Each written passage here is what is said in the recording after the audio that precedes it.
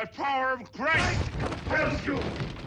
That the power of Christ compels you. Salut tout le monde, c'est Xavier, bienvenue sur Watch Mojo français. Aujourd'hui on se retrouve pour le top 10 des films d'horreur qui ont dû être censurés pour la télévision.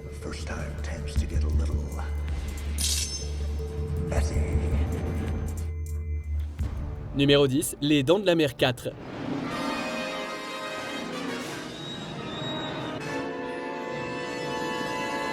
La version pour la télévision du film Les Dents de la Mer 4 de 1987 est assez bizarre, avec une fin alternative unique à cette diffusion sur le petit écran. Les fans de ce film controversé se souviendront que le personnage de Mario Van Peebles, Jake, est horriblement mordu par un requin, mais qu'il survit et revient pour le générique de fin.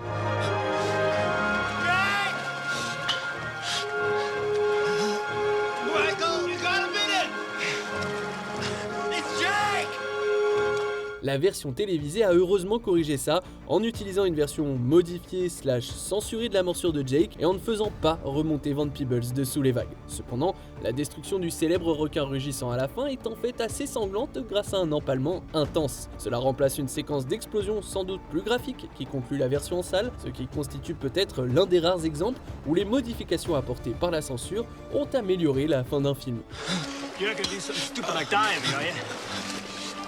Oh man, I'm way too mean for that. Numéro 9, Evils of the Night. Those are the sounds of lovemaking. Que vous le croyez ou non, il y a eu historiquement un certain chevauchement entre le monde du film pour adultes et le cinéma classique, où de nombreux interprètes ont pu passer d'une industrie à l'autre. C'était particulièrement vrai tout au long des années 70 et 80, comme en témoigne ce film d'horreur relativement obscur, Evils of the Night. Are you crazy? With him, it wouldn't be a little, you know. It'd be the big, oh, wow. Ce film de 1985 a suivi les traces de films tels que Maniac en engageant des interprètes pour adultes dans des rôles de soutien. Ça a été fait pour pimenter la version en salle avec des scènes de sexe et de nudité, mais la version télé d'Evils of the Night omet ces scènes pour des raisons évidentes de pudeur dans la censure. En conséquence, les personnages de Joyce, joués par Amber Lynn, et Eddie, joué par Jerry Butler, disparaissent complètement du film malgré leur ligne de dialogue. If you don't knock it off, I'm leaving. Okay, I'll stop. I'll be a good boy. Come here. Give me a kiss. Numéro 8, Dracula 73.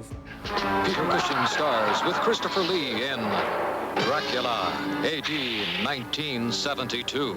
Les téléspectateurs américains auraient pu être reconnaissants de pouvoir visionner un film d'horreur de la Hammer au milieu des années 80 lorsque CBS a diffusé Dracula 73 dans le cadre de la série Late Movie.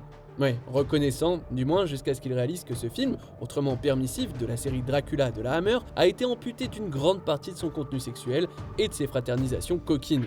You can buy that sort of stuff in almost any shady bookshop in Soho. I think it's all kinky. What's that? Weird, man, way out. Mais à l'époque, les jurons étaient également interdits. Ils ont donc été supprimés, comme de nombreuses scènes de violence vampirique sanglante et de terreur rituelle et occulte. À la place, CBS a simplement diffusé plus de publicité, faisant en gros de ce film une version édulcorée de Dracula 73 que personne n'a demandé et que personne n'a probablement besoin de regarder. There is evil in this world. There's dark, awful things. Occasionally we get a glimpse of them. But there are dark corners and horrors almost impossible to imagine. Even in our worst nightmares. Numéro 7, Reanimator. This is not an advertisement for a new movie. This is a warning. C'est franchement impressionnant que certaines chaînes de télé aient même tenté de diffuser le classique de l'horreur de Stuart Gordon, Reanimator, qui est particulièrement dérangeant et qui repousse les limites du possible. If we get caught, oh well, what will they do? Embalm us? Le résultat final, comme on pouvait s'y attendre, utilise un certain nombre de mesures pour couper les fréquentes scènes de nudité de la star Barbara Crampton. You can't stop me. I followed you here and I'm gonna follow you until you listen to me. I love it! You're my daughter and you'll do as you're told. Il y a des zooms gênants, des flous créatifs. En fait, tout est fait pour que Reanimator puisse être visionné sur un petit écran. Les effets pratiques viscéraux sont également réduits pour satisfaire les censeurs, mais la plupart des gros mots restent intacts dans la version télé de Reanimator. Cependant, je vous conseille vivement de vous en tenir à la version originale. You killed him. No, I did not. I gave him life. Numéro 6, The Thing. I don't know what the hell's in there. It's weird and pissed off, whatever it is. Le film The Thing de John Carpenter, réalisé en 1982, a été coupé et monté à de nombreuses reprises pour différents pays et pour différentes raisons. How will we make it? Maybe we should. Il y a un commentaire censuré de Carpenter et de la star Kurt Russell sur le Laserdisc original, ainsi qu'une version télévisée intéressante avec un certain nombre de différences notables. Ignorant un instant la qualité d'image d'une version 4/3 plein cadre par rapport à l'écran large du cinéma, la version télévisée de The Thing censure également, évidemment, certaines des scènes de violence du film. Cependant, elle le fait en utilisant des séquences coupées de la version en salle, comme des morceaux du meurtre de Bennings avec un tournevis. Il y a également une narration en voix off, ainsi qu'une fin positive, bricolée, qui atténue l'ambiguïté de la fin originale de Carpenter. Who knows what has come from the galaxy? Who knows what evil lurks in the skies?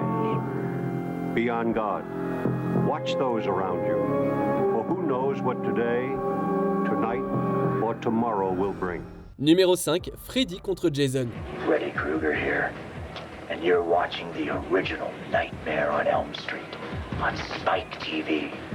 Ooh, I like that name.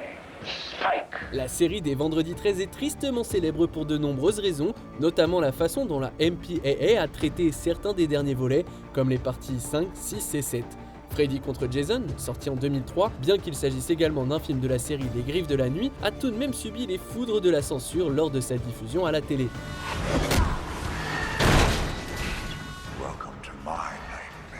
Cette fois-ci, c'est un peu différent car il semble que les réalisateurs l'aient su à l'avance et qu'ils aient tourné des séquences alternatives pour compenser. Par exemple, le langage grossier n'est pas doublé par un doubleur mais par les acteurs qui choisissent des mots moins controversés. En outre, les scènes violentes font l'objet de montages moins extrêmes et plus adaptés à la télévision, ce qui fait de cette version de Freddy contre Jason un film censuré, certes, mais pas impossible à regarder. It's like when the hockey mask was real. Dude, that goalie was pissed about something. Numéro 4, Evil Dead 2. Qui aurait pu savoir qu'il existait une version modifiée de Evil Dead 2 diffusée à la télévision au Mexique?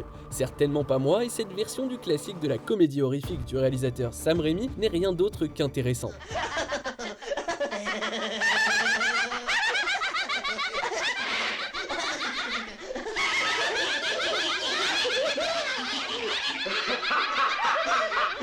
Cette version de Evil Dead 2 est en fait plus longue que le film en salle, même si l'action et la violence ont été atténuées, notamment lorsque Ash se bat avec la tête coupée de Linda.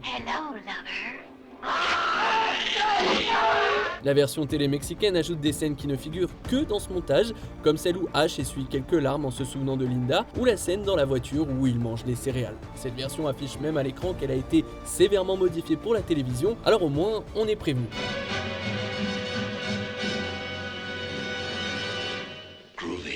Numéro 3, L'Exorciste. Évidemment, L'Exorciste de 1973 allait être considérablement réduit lors de sa diffusion sur les chaînes de télévision. Cela dit, le film a été un tel phénomène que les chaînes par câble se devaient de l'avoir, sous une forme ou une autre. Keep away! The soul is mine! Il s'agit d'une version de L'Exorciste fortement coupée et montée, certes, mais aussi d'une version supervisée par son réalisateur, William Friedkin. Par conséquent, les changements de langage sont évidents, y compris les cas de malédiction et de blasphème. You know what she did? Quelques nouvelles scènes sont également incluses, notamment des plans différents du regard possédé de Regan. De plus, cette version de L'Exorciste n'inclut pas la voix de Mercedes McCambridge et les tirades de Pazuzu sont toutes interprétées par Friedkin lui-même. You're a Billy Dick too, don't you agree? You speak Latin? Ego te absolvo. Numéro 2, Evil Dead 3, l'Armée des Ténèbres. On revient dans l'univers d'Evil Dead, cette fois avec le troisième volet de la franchise, Evil Dead 3, l'Armée des Ténèbres. See this? This is my boomstick! Il existe beaucoup de versions différentes de ce film, y compris cette version télé qui censure certaines violences, voire la scène du squelette dans le cimetière, mais qui affecte surtout le langage.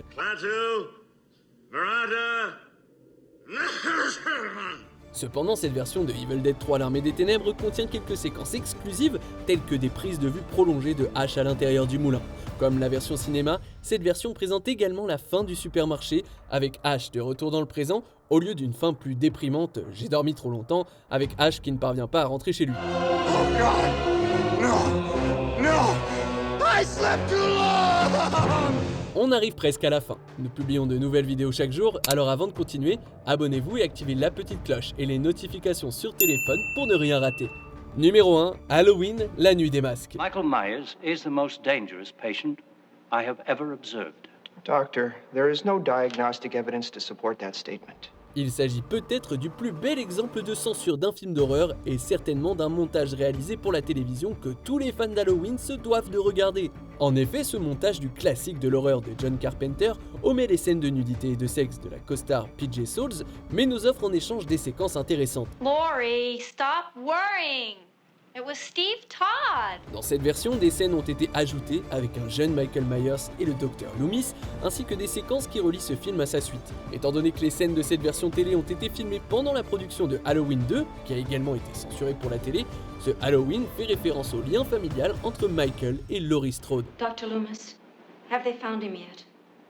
No, but I know where he's going. C'est une excellente façon de simplifier la chronologie souvent confuse de cette franchise. You fooled them, haven't you, Mike?